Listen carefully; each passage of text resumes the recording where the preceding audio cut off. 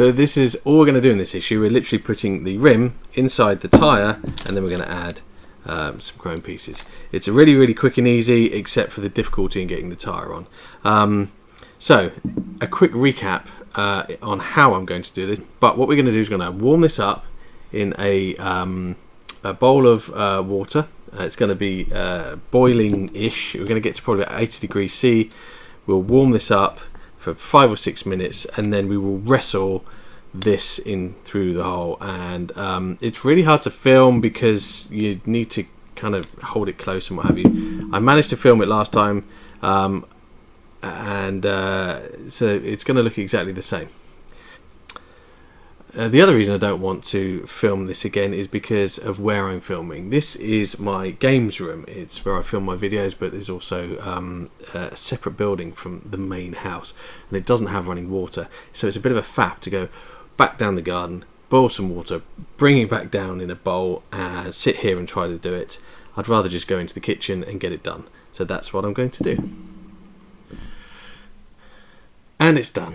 And actually it was a lot easier this time, and I think there's two reasons for that. Firstly is where I film this. This is an outbuilding from the main house, like I said. It's not always in use, and therefore it's not always heated.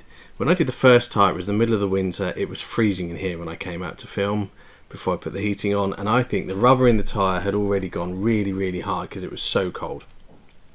The second reason was that I then had to go and get back to the main house, get some water, bring it out here in a bowl, set it all down, then start filming. I think in that time a lot of the temperature went out of the water. It was probably only 60-65 degrees C by the time I actually started warming this up. I just did this straight out of the water heater, 85 degrees, without any delay in the main house. It's a much warmer day today anyway, so the rubber probably wasn't as cold, and it was really simple. So maybe you won't struggle quite as much if you do it quick, do it to the right temperature, and you're not trying to film it at the same time, because actually it was soft enough that it went on really quick and easy. So I'm really happy with that. And if we go back to the next part of the build, you'll see that actually all we have to do now, this was also really important, get a spudger. Because once you get the tyre started, you can use this like a little mini tyre iron to sort of work it all the way around and get it on. Now that we have that in, the next piece is this piece here. Let's just cut that open. And we've got the centre cap, and then we've got this, which is essentially the wheel nuts, the chromed wheel nut covers. So they go in from behind as one piece. Each of the studs pushes through its relative hole, and then you just give it a really firm push, and there they are in place. And again, I really do like the look of these wheels on this model. They're great. We don't put the centre cap on yet because that goes on after the wheel's been fitted to the car. So again, make sure you don't lose those pieces. There's lots of little pieces that we've built that aren't on the car yet, so make sure you have a box with all the loose bits.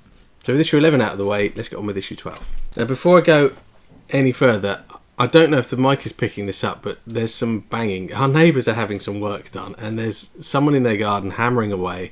I can hear it. Hopefully you can't hear it, but if you can, I really apologise. There's not much I can do about it. They're fully entitled to work on their house, so hopefully it won't last too long. So parts for issue 12, let's get these out. Some parts for the brake disc,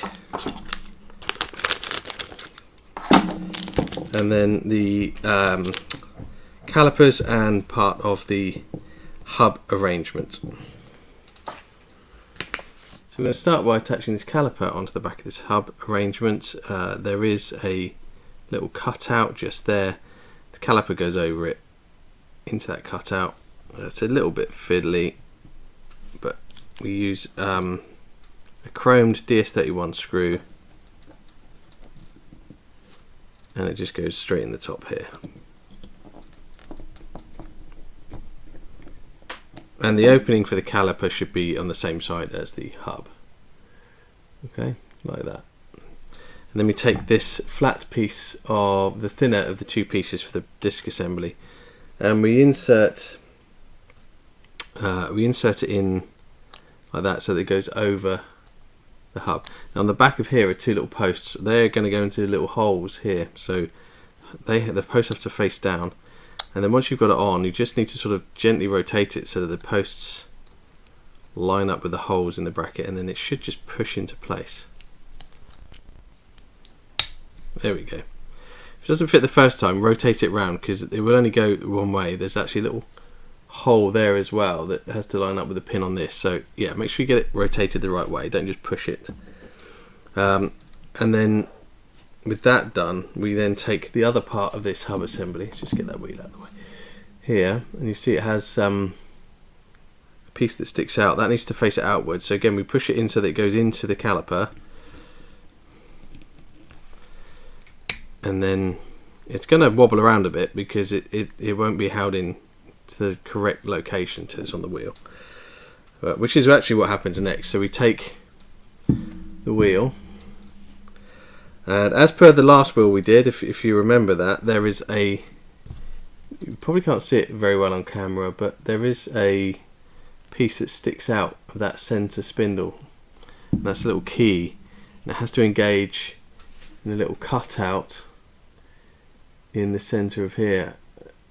Just about there's a cutout, and that has to engage on this little pin that sticks out.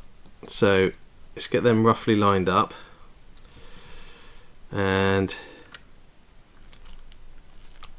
it will only slide over if it's in the right location. It literally just slides over like that. And we take the whole assembly, turn it the other way up, and oops, there's a screw, a DS04, goes straight down the middle. There's no washer, unfortunately, would have been nice. Again, we'll do that up all the way, and then we'll come back out a quarter turn so that we've got free movement. And then our little center cap, it's magnetic, so you just pop it in and it will stay.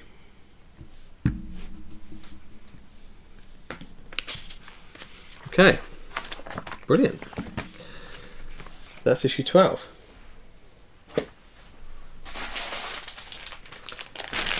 So we can set this side, this piece to one side, and we'll just clean up the unused screws and screw packets. And so I don't know when the wheels are going to be attached, but we don't need those, so they're going to sit to one side for now, because issue 13 moves on to front seats. I don't know if this is the driver's seat or the passengers, so let's have a quick look.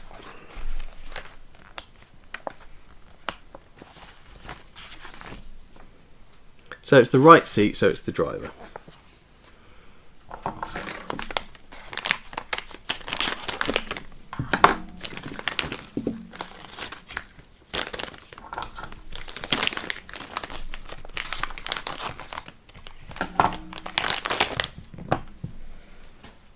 So the seat comes with a block of foam. Oh, this is really nice. This is like memory foam.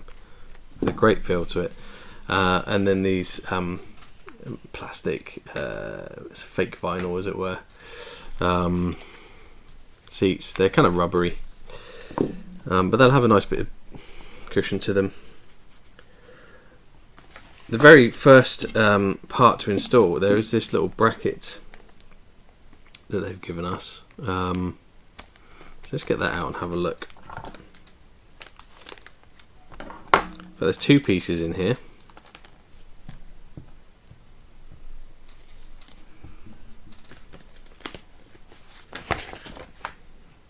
Okay, and they're meant to be in two pieces. I was a bit worried. Okay, so this is the lever you would use in the real car. You'd pull it up to adjust the seat forward and backwards. I don't suppose it's actually going to operate on this one, but it's quite cool that they've included it.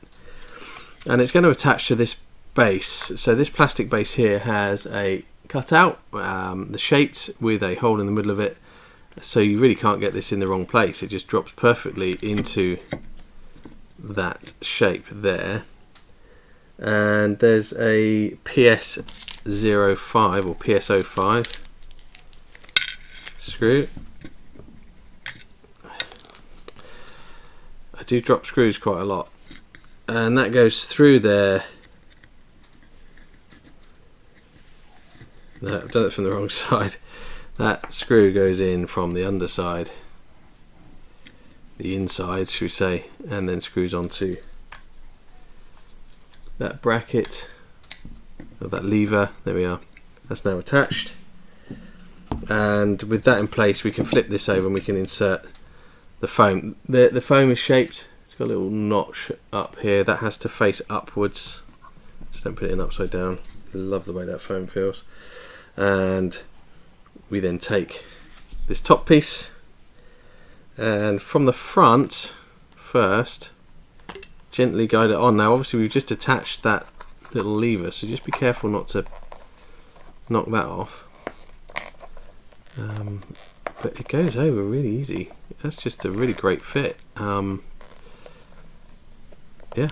well, there we are. There's nothing to screw it in place so far as I can tell, but I don't think it needs it. That's great. And there's this really hard to see tiny little plastic piece. That is the little handle for the end of the lever, and it slots over. There we go. Just push fits on, and I don't know how well you can see that, but there we are. There's a little handle now on the end of that lever. Really nice little detail. Easy to lose, so be very careful about storing these pieces, because that's the sort of thing that could get knocked off. But that completes issue 13. And 14 is the continuation of this same seat. So we'll just open the packets and get the pieces out.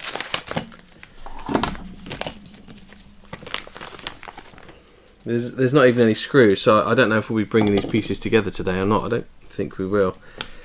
Where's the instructions?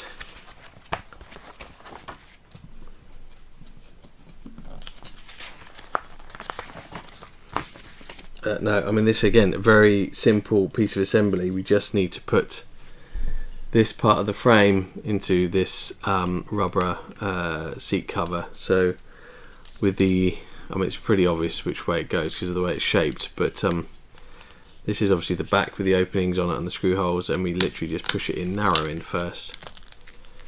And that's that. So at some point these are obviously going to come together, and actually it will be a rather cool looking seat. I think it's going to be quite nice.